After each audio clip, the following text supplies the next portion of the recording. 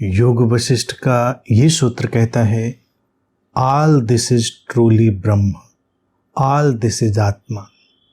Do not cut up Brahma into I am one thing and this is another. ये सब कुछ ब्रह्म है, ये सब आत्मा है। ब्रह्म को मैं ये एक चीज हूं और ये एक दूसरी चीज है, मैं मत बांटो।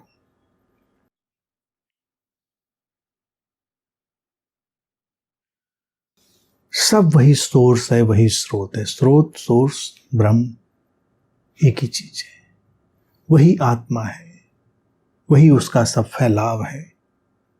सूत्र कहता है कि जब एक ही है तो इसको मैं ये एक चीज हूं और वो एक दूसरी चीज है, इसमें मत काटो। वो एक है, ब्रह्म को एक रहने दो। लेकिन मनुष्य की विडंबना है, वो एक रहने नहीं देता।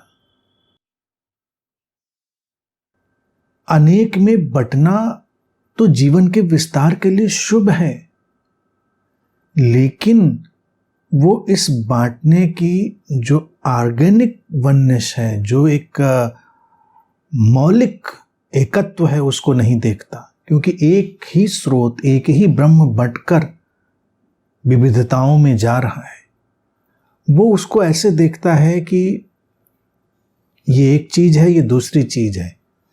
ये इतना मनोवैज्ञानिक कथन है कि इतने पहले कहा गया है और आज की सारी सामाजिक मनोवैज्ञानिक विषमताओं के ऊपर लागू होता है। समाज के भेद इससे पैदा हो गए, जातिगत भेद पैदा हो गए और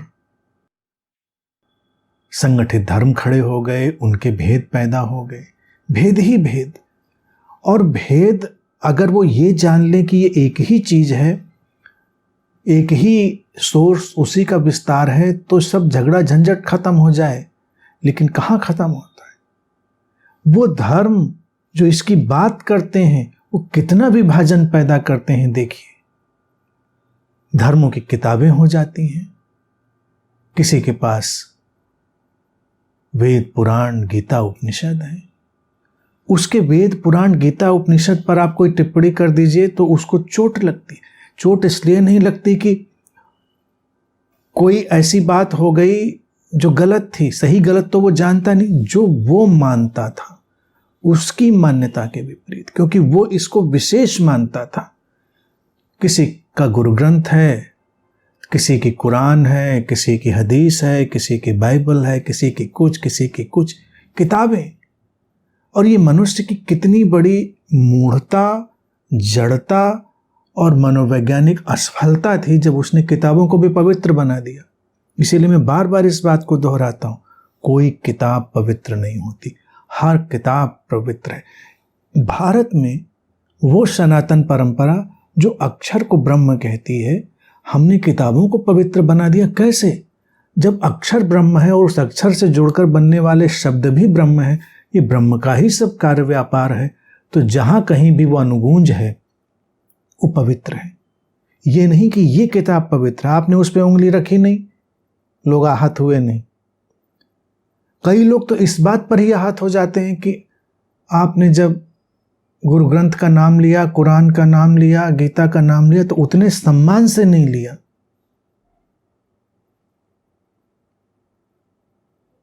विभाजन, विभाजन और विभाजन। तो अगर एक सीकर को सचमुच में सीकर होना है तो उसका सबसे बड़ा जो उलझाव है वो संगठित धर्मों से ही है।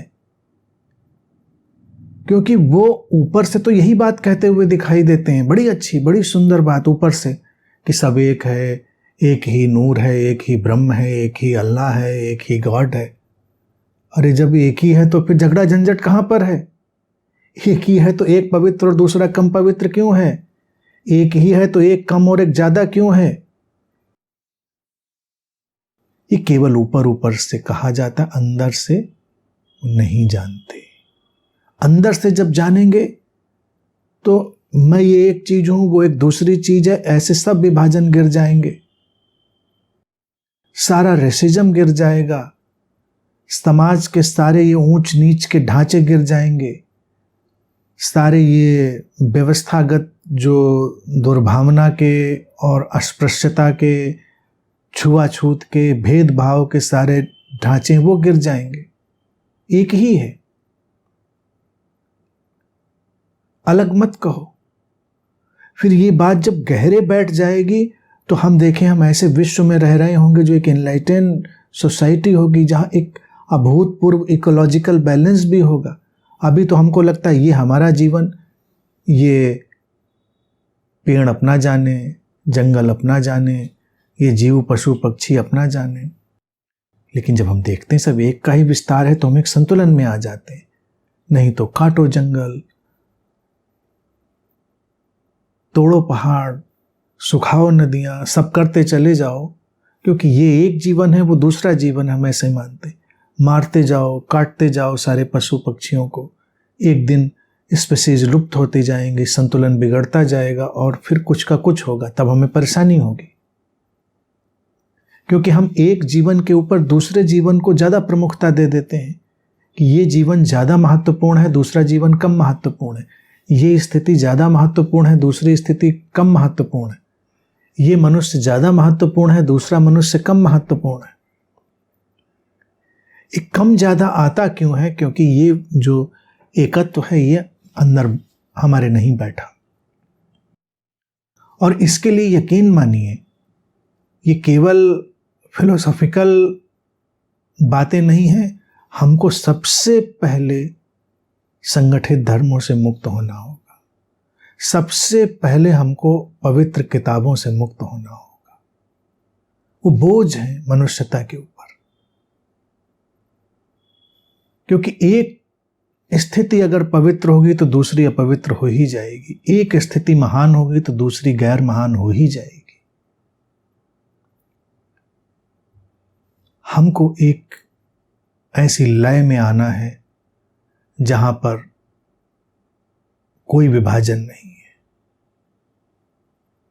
बस हम अपने होने का आनंद लेते हैं और दूसरे को अपने होने का आनंद लेने देते हैं। अध्यात्म को मैं हमेशा कहता हूं इतने छोटे शब्द में समेटा जा सकता है, छोटे वाक्य में। जियो और जीने दो, रहो और रहने दो। स्वयं भी, प्रकृति को भी, सारे जीवों को भी रहो और रहने दो, जियो और जीने दो। बस बात खत्म। सारा विभाजन गिर गया। विभाजन कहां रह गया?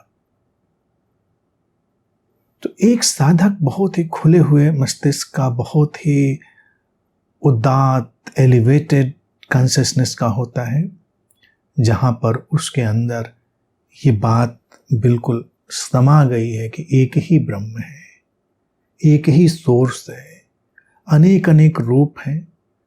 हम उनका बस उस तरह से ही आनंद लेते हैं जैसे हम किसी मेले में जाते हैं, मेले का आनंद लेते हैं। कोई फिल्म देखते हैं, फिल्म का आनंद लेते हैं। फिल्म चल रही है, नाटक चल रहा है, सब अपने अपने किरदार, अपनी अपनी भूमिकाओं में सब अपना अपना काम कर रहे हैं। बस बात खत्म।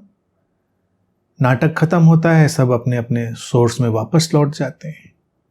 तो यहां जब भी कोई बात खत्म होती, सब अपने अपने सोर्स में वापस लौट जाता है। इतनी छोटी सी बात समझ लेती, इस जीवन से सारा वैमनस्व, दुर्भाव, हिंसा और जितने भी ये घातक रंग ढंग हमने पैदा किए हैं, सब विदा हो जाते हैं। तो साधकों को उसी पे काम करना है। इसीलिए सच्चा खोजी, उसका एक ही धर्म है, प्रेम का, शांति का, प्रसन्नता का, समश्वरता का। उसका कोई धर्म नहीं।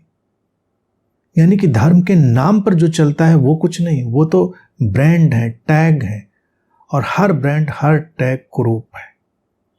ये नहीं कि ये कुरूप है और वो कम कुरूप है। ये अलग हो सकता है कि बीमारियां, कोई कैंसर है, कोई ट्यूबरक्लोसिस है, कोई बीमारी है, तो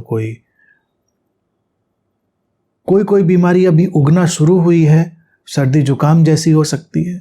जैसे बहुत सारे संगठन, कल्ट अभी उगना शुरू हुए हैं, वो थोड़ा सर्दी जुकाम जैसे हो सकते हैं। लेकिन सर्दी जुकाम कब कोविड में बदल जाए ये कोई नहीं जानता।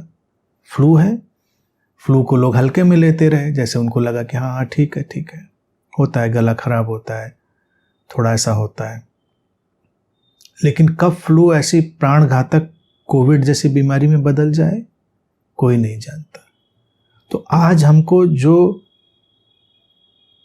प्रवृत्तियां, मनोवृत्तियां और संगठित होते संप्रदाय, पंथ, धर्म सर्दी जुकाम जैसे लगते हैं, कल को कोविड जैसे भी हो सकते हैं। सब ये बीमारियां हैं। उन बीमारियों से हटना है। एक धार्मिक व्यक्ति किसी टैग के साथ धार्मिक हो, ये कितना कुरूप है। वो तो जलते दिए जैसा होना चाहिए, जहां हो उसके होने से आलोकित हो जाए सारा परिवेश, लोगों को पता चल जाए कि हाँ कोई व्यक्ति है। ऐसा क्यों नहीं होता? क्योंकि समझ नहीं है। ये काल्पनिक बात नहीं है। एक प्रेमपूर्ण व्यक्ति कहीं होता है तो पूरे परिवेश को प्रेमपूर्ण बनाता है कि नहीं बनाता है? एक शांत व्यक्ति होता है तो पूरे परिवेश में शांति की तरंगें दौड़ती हैं कि नहीं दौड़ती हैं? दौड़ती हैं, हमको महसूस होता है। तो एक ध्यानी, एक साधक, एक वो व्यक्ति जो ये समझ अपने अंदर गहरे जमा चुका है कि एक ही चेतना है, एक ही स्रोत है, उसी का सब फैलाव है, तो उसके होने से बदलाव क्यों नहीं होगा? बेशक होगा। उस पर ही काम करना।